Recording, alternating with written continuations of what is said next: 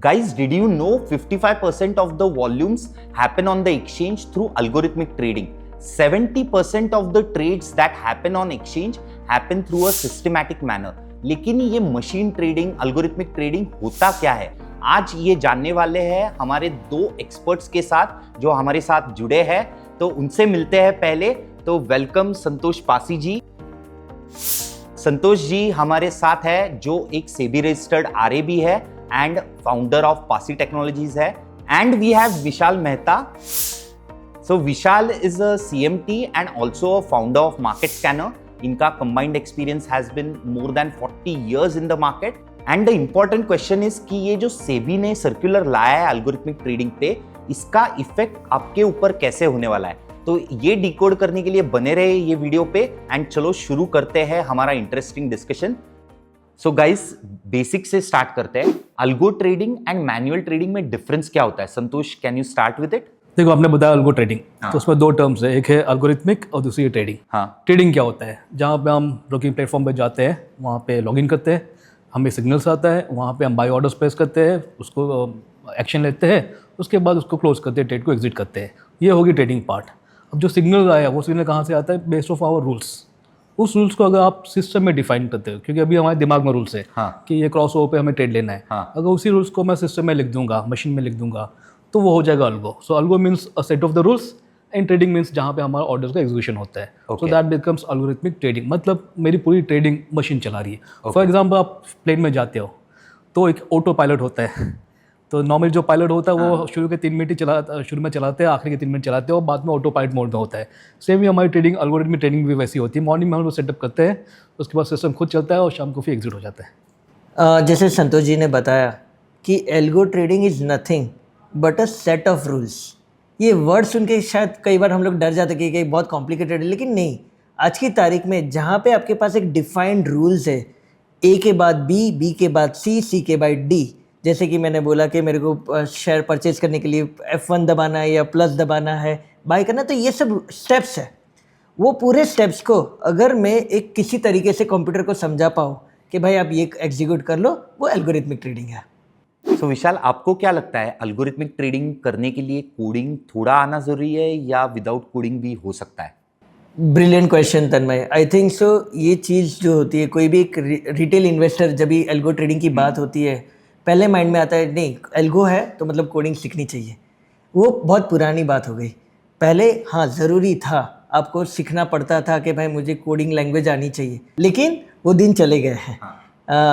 क्योंकि अभी मार्केट में बहुत सारे नो कोड प्लेटफॉर्म आ गए, तो आपको कोडिंग की जगह पे आपको फ्लो समझना है कि मैं एंट्री के बाद मेरा स्टॉप लॉस कैसे लगेगा, मेरा एग्जिट कैसे होगा, और everything is drag and drop. So the algo trading has become very easy nowadays. So Santosh, can you give me 2 benefits of algo trading for you personally? सो तन्मय, अगर आप 2 बेनिफिट्स पूछे तो जो सबसे पहला होगा वो स्केलेबिलिटी होती है। क्योंकि जब मुझे मल्टी स्ट्रैटेजीज में करता हूँ, मल्टी लेग स्ट्रैटेजीज करता हूँ, जहाँ 6 लेग्स होती है एक स्ट्रैटेजीज में, अगर मुझे उससे 4 स्ट्रैटेजी चलनी है, 5 स्ट्रैटेजी रन करना है, तो बहुत भारी पड़ता था। तो यहाँ पे अल्गो में क्या है कि सिस्टम अपने आप ले लेता है, तो मुझे ऐसे मैन्युअली जाके ऑर्डर्स डालने में टाइम वेस्ट भी नहीं होता है और गलत ऑर्डर्स भी नहीं जाते हैं। That is one thing. Second, human emotions जो होता है वो गायब हो गया, क्योंकि सिस्टम ऑटो पायलट मोड में चल रहा है। सुबह स्टार्ट होता है, शाम को 3:30 तक फिनिश कर देता है, तो मुझे वो जो साइकोलॉजिकल प्रेशर्स आते थे वो काफ़ी कम हो गया है। सो विशाल, ऑन दैट नोट, क्या 9:15 बजे स्टार्ट होता है ये एटीएम एंड 3:30 बजे ये एटीएम बंद होता है जिससे सिर्फ पैसे निकल सकते हैं, या अल्गोरिथमिक ट्रेडिंग में कोई रिस्क्स भी होते हैं जो रिटेल ट्रेडर्स को समझने चाहिए? तन्मय, आई विश वो एटीएम मशीन होता, राइट? अदरवाइज बहुत सारे एटीएम्स खुल चुके होते हैं अब तक, लेकिन नहीं, definitely it's not an ATM machine. It is a way of doing business, ease of business. जैसे कि हम जानते हैं काफ़ी लोग जॉब करते हैं और सुबह निकलते 9 o'clock को और शाम को आते 6 बजे, पर during that time they also want to participate in the market. This algo trading help them कि उनके जो प्रोसेसेस थे, जो बाइंग और सेलिंग के डिसीजंस थे, that has been taken care by computer. So definitely it's not an ATM machine, but हाँ, it is definitely a tool जो आपकी ट्रेडिंग को डेफिनेटली एक नए लेवल पे लेके जाएगी। सो संतोष, ऑन दैट नोट, क्या कोई रिस्क्स है जो रिटेल ट्रेडर्स को सीखनी चाहिए अल्गोरिथमिक ट्रेडिंग में या देखनी चाहिए? देखो, आप सड़क पर निकलते हो तो रिस्क होता ही है, सेम में यहाँ भी होता ही है। ऐसा नहीं कि ये बिल्कुल राइट सिस्टम है। जो मोटा मोटा अल्गो ट्रेडिंग में होता है वो एक लूप का होता है। नॉर्मली क्या होता है कि हम लूप कोडिंग में डाल देते हैं कि जहाँ पे वो साइकिल्स में चला जाता है, एरर्स भी आ रहा है लेकिन हम बोलते हैं रीट्राई करो, फिर एरर आ रहा है फिर रीट्राई करो। तो उस केस में आपका फैट फिंगरिंग वाला कंडीशन आ सकता है, जहाँ पे आप नंबर्स गड़बड़ चला गया हुआ या डिवाइड नहीं हो रहा है, 1 डिवाइड बाय 0 इन्फिनाइट लूप में चला गया। सो दोस काइंड ऑफ टेक्निकल चार्गन से इश्यूज आ सकते हैं जिस पर थोड़ा सा ध्यान देना पड़ेगा। बट अगर आप नो ट्रेडिंग प्लेटफॉर्म पे जा रहे हो, जैसे हमने शुरू में चर्चा किया था, तो वहाँ पे ये सारी चीज़ कम हो जाते हैं। एंड इफ़ आप खुद कोड कर रहे हो तो आपको ये सब का ध्यान देना पड़ेगा।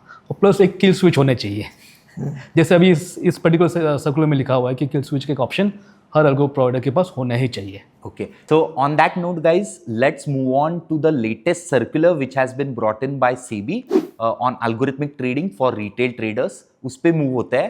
In this circular, we are going to cover 5 points which the circular is highlighting.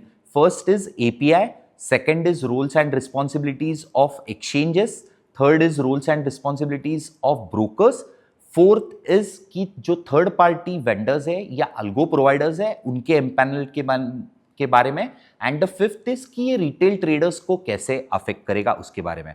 तो शुरू से स्टार्ट करते हैं कि ऐसा क्या हुआ है जिसके वजह से ये सर्कुलर इतने सालों बाद, जो ग्रे लाइन था अल्गोरिथमिक ट्रेडिंग का, ये ब्लैक एंड व्हाइट सेबी ने कर दिया है कि now algorithmic trading is allowed for retail, and उसके लिए ये सर्कुलर निकाला है। तो व्हाट डू यू थिंक कि सेबी ने ये क्यों लाया है? अगर आप देखेंगे तो ये इसकी हिस्ट्री है। इनफैक्ट 2012 में आया हुआ था ये, बट वो इंस्टीट्यूशनल के लिए आया हुआ था। अब जो आया हुआ है वो रिटेलर्स के लिए आया हुआ है। इनफैक्ट सेबी ने 3 साल पहले भी अटेम्प्ट किया हुआ था, जहाँ पे एक डिस्कशन पेपर आया था 2000 if I am correct around 20 के करीब में आया हुआ था दिसंबर में। तो ऑलमोस्ट 3 साल के बाद, ये 3-4 साल के बाद ये वापस उन्होंने अटेम्प्ट किया हुआ है। ये काफ़ी बढ़िया स्टेप है सेबी की तरफ से। आई वुड रियली अप्रिशिएट कि एक अच्छा स्टेप्स ले रहे हैं। इससे क्या हो जाएगा कि हमें पता नहीं था जो अल्गोरिथम में ट्रेडिंग कर रहे थे ये लीगल है या इलीगल है, एक काइंड ऑफ ग्रे एरिया था, तो उसको अभी वाइट एंड ब्लैक में हो जाएगा। So this is a really good step. इसमें बेसिकली जो इंपॉर्टेंट स्टेक होल्डर्स है हमारे यहाँ पे, जैसे सबसे पहला तो इन्वेस्टर्स है उनके हिसाब से, दैट इज़ वन। सेकेंड, हमारे यहाँ पे बहुत सारे अल्गो प्रोवाइडर्स है, टेक प्रोवाइडर्स है, उनके लिए भी एक वाइट एंड ब्लैक हो जाएगा। थर्ड है आपके एक्सचेंज की पार्टी है, ब्रोकर्स एक्सचेंज जो वो है, एंड प्लस MIIs। तो ये 4 कैटेगरीज है जहाँ पे ये सबको पता चलेगा इनके रोल्स रिस्पॉन्सिबिलिटीज़ क्या है, कौन अकाउंटेबल होगा, और रिटेल्स के लिए एक काइंड ऑफ कंफर्ट जोन आ जाएगा कि जिसमें हम आगे अल्गोरिथम ट्रेडिंग कर सकते हैं। सो विशाल, हमने फ्लैश क्रैश सुना था, तो that happened because of algorithmic trading. It was a global event कि फ्लैश क्रैश हुआ था। तो ये अवॉइड करने के लिए ये सब चीज़ें लाई जा रही है या ये पहले से हमारे सिस्टम में है to protect the markets? So Tanmay, risk management is a priority for everyone, be it regulator, be it exchange or even for the brokers. तो आज की तारीख में जो रेगुलेशंस है जो ऑलरेडी एल्गोरिथमिक ट्रेडिंग को लेके है, उनका मेजर फोकस है रिस्क मैनेजमेंट, कि कैसे भी ये जो संतोष ने बताया कि लूपिंग ना हो, बार बार ट्रेड्स ना चल रही जाए। एक्सचेंज वो देखता है कि आपके पर सेकंड आप कितने ऑर्डर मुझे भेज रहे हो, या तो आप में कोई गलती है, आपके एल्गो में कुछ गलती है। तो ये सब चीज़ को रोकने के लिए ऑलरेडी प्रोसेसेस लगे हुए थे, पर ये सर्कुलर में और भी अच्छे रेगुलेशंस आए हैं जिसकी वजह से ये जो रिस्क है उसको कर्टेल किया जा सकता है। ओके, सो विशाल, इस पे जो APIs का पहला पॉइंट है, तो APIs के बारे में थोड़ा डिटेल बोलोगे? एंड उसमें एक पॉइंट लिखा गया है कि there is a second threshold that is going to get incorporated from 1st of April, जो अभी तक निकला नहीं है। तो वो पॉइंट क्या बता रहे हैं सीबी?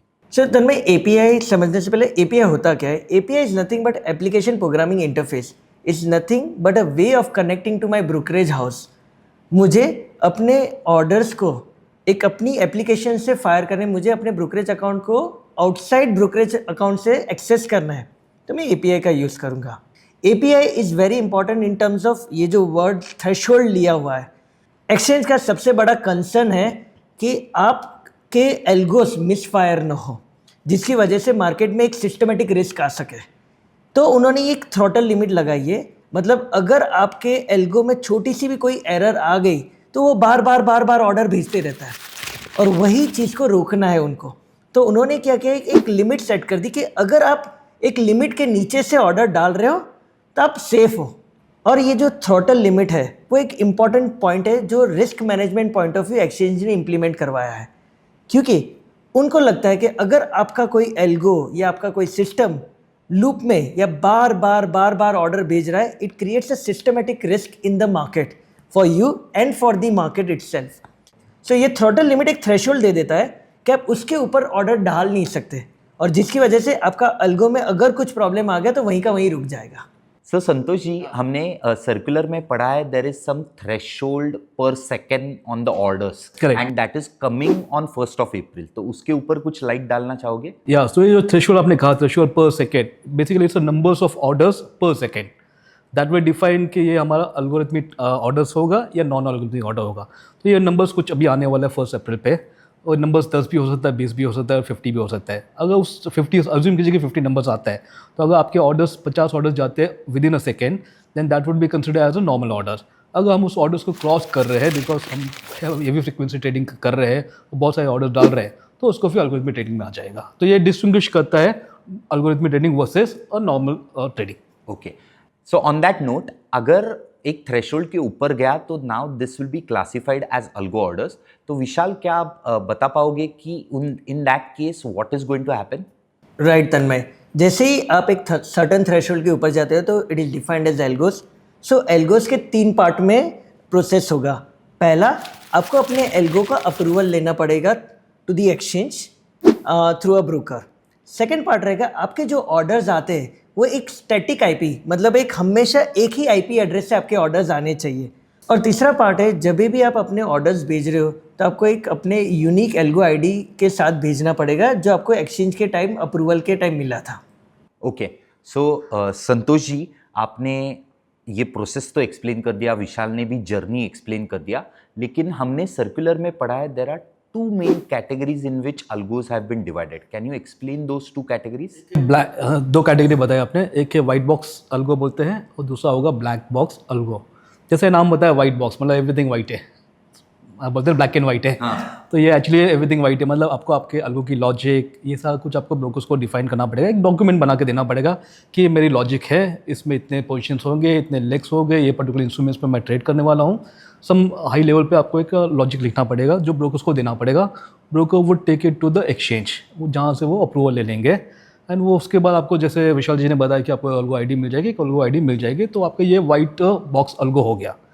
दूसरा जो कैटेगरी है, नाम ही है ब्लैक, मतलब सब कुछ छाया कवर्ड है, तो मतलब कुछ दिख नहीं रहा है, तो ये इसमें आपको लॉजिक देने की जरूरत नहीं पड़ेगी, आपके पास लॉजिक आपके पास ही होगी, और आपको केवल एक्सचेंज से अप्रूवल लेना है वाया ब्रोकर, एंड उसको आप चला सकते हो।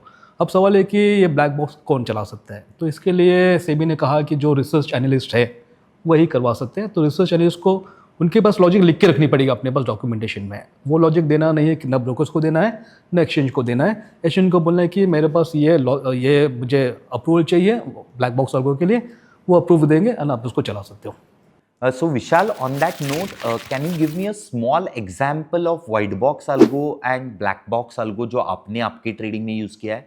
डेफिनेटली तन्मय, जो वाइट बॉक्स एल्गो है उसकी जो डेफिनेशन है बड़ी क्लियर है। All the rules should be open and easily replicable, so everybody should know exactly the rules. So जैसे कि अपनी ट्रेडिंग फर्टर्निटी में एक बहुत ही फेमस स्ट्रेटजी है टाइम बेस्ड स्ट्रेडल्स, जिसमें आप 9:30 को एक स्ट्रेडल बेच रहे हो, 10 बजे स्ट्रेडल बेच रहे हो, 10:30 को स्ट्रेडल बेच रहे हो, वहाँ पे आपकी quantity, price, moneyness, stop loss, everything is defined, मतलब it's completely white. You know कि ये सिस्टम कैसे ट्रेड करेगी और कैसे बिहेव करेगी। So that's a white box algo. दूसरे एग्जांपल वाइट बॉक्स एल्गो के हैं, जैसे कि एग्जीक्यूशन एल्गोस। बहुत सारे इंस्टीट्यूशनल एल्गोस होते हैं जिसके वीवैप, टीवैप, अगर मुझे कोई स्टॉक हर आधे घंटे में 50% क्वांटिटी पे बाई करने या चंक्स में बाई करने, तो वो वीवैप जैसे एल्गोस होते हैं। तो ये जो एल्गोस है वो बड़े ही ओपन तरीके से प्रेजेंट किए गए हैं, जिसको वाइट बॉक्स एल्गो बोलते हैं।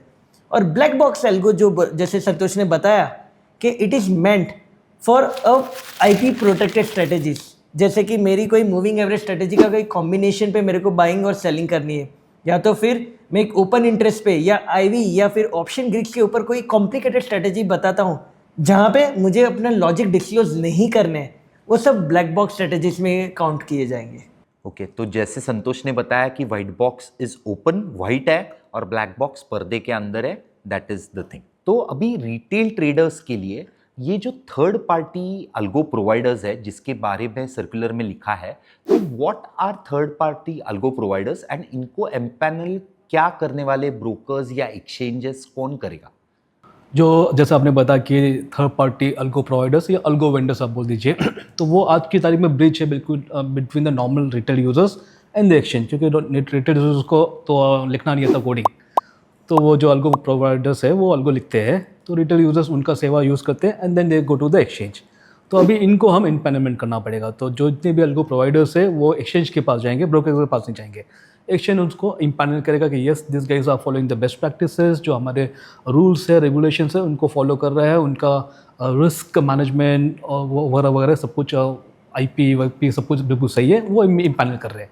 तो जो नॉर्मल यूजर्स होगा वो जाएगा अल्गो प्रोवाइडर्स के पास और वहाँ से ट्रेडिंग करेंगे। इनके पास नॉर्मली दोनों भी सोल्यूशन हो सकता है। एक सोल्यूशन हो सकता है कि वाइट बॉक्स वाला होगा, तो वो वाइट बॉक्स तो इनके पास ही होगा, एंड यूज़र के पास, लेकिन वाया इनके थ्रू से जाएगा। तो जब इनके थ्रू से जा रहा है तो इनके पास भी एक वेंडर आईडी मिलेगी। जो इम्पैनलमेंट हो रहा है तो एक्सचेंज क्या कर रहा है, इनको भी एक वेंडर आईडी दे रहा है। तो जब ऑर्डर्स यहाँ से जा रहा है तो वो वेंडर आईडी भी अटैच हो रहा है यहाँ से, और फिर एक्सचेंज के पास जाए तो एक्सचेंज को पता है दो चीज़ कि इनकी IP एड्रेस क्या है, इनका वेंडर आईडी क्या है। तो देन एक ट्रस्ट की एक्सचेंज बोला कि ये सही जगह से आ रहा है, सही टैगिंग के साथ आ रहा है, so let's consider a proper algo की trading. That is one thing. Next, जो रिसर्च एनालिस्ट है वो अपनी ट्रेडिंग बना सकते हैं, अपने एल्गोरिथम में लिख सकते हैं, लेकिन वो लॉजिक नहीं देना चाहते बाहर, तो ब्लैक बॉक्स अल्गो हो गया। तो लेकिन उनको भी कहीं से तो ऑर्डर्स भेजना है, तो ये सर्विस प्रोवाइडर्स को यूज़ कर सकते हैं और वो अपना अल्गो आईडी दे देंगे इनके पास, इनके जो भी सब्सक्राइबर्स होंगे वो उनको यूज़ करेंगे एंड ऑर्डर्स आपके एक्सचेंज के पास चला जाएगा। Okay, and then exchanges and brokers को बहुत सारी रिस्पॉन्सिबिलिटीज दी गई है कि the now the owners is on the exchange first, then the brokers, then algo providers and then clients.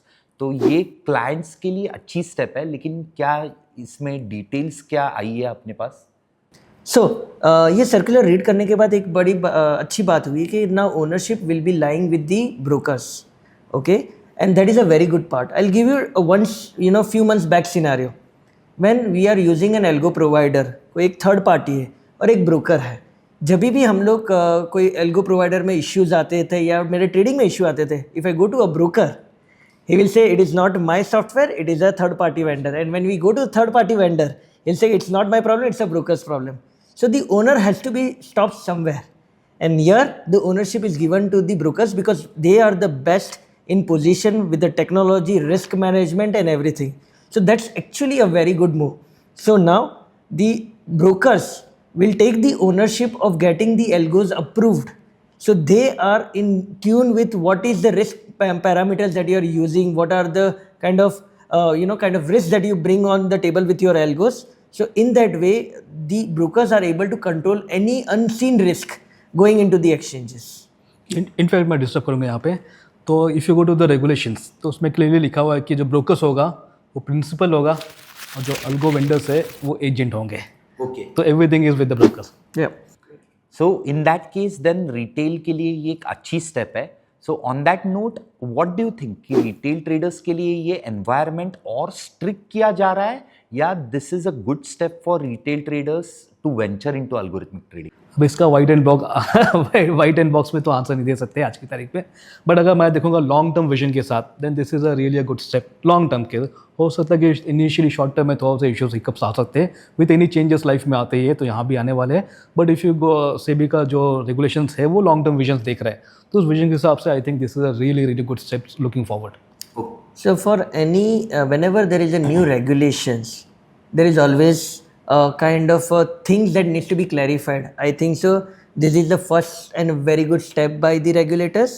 Obviously, there are a lot of fine prints that needs to be coming out. So I think so. The April 1st is where we will start getting a lot more information about how the algo approval process will happen.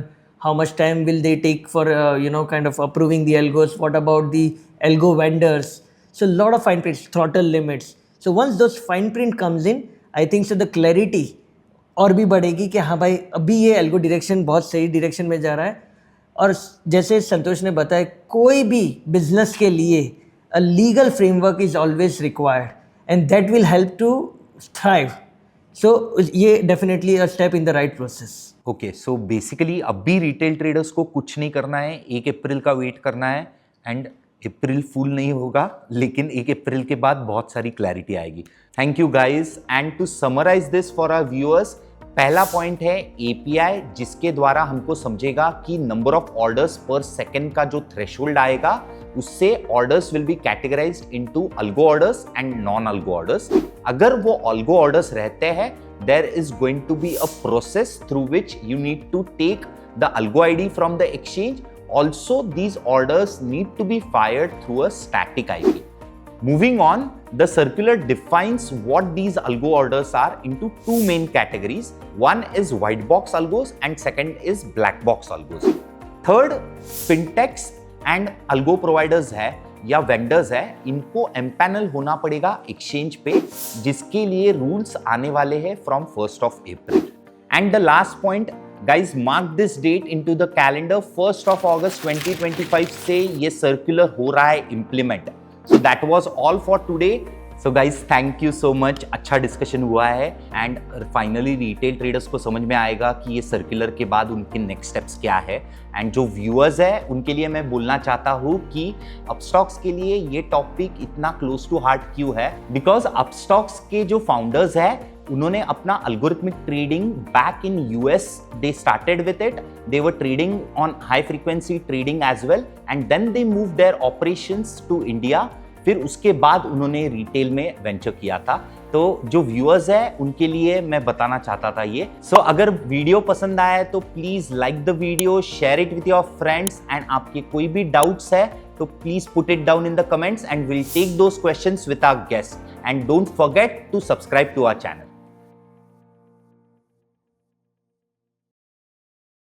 Investment in securities market are subject to market risks. Read all the related documents carefully before investing.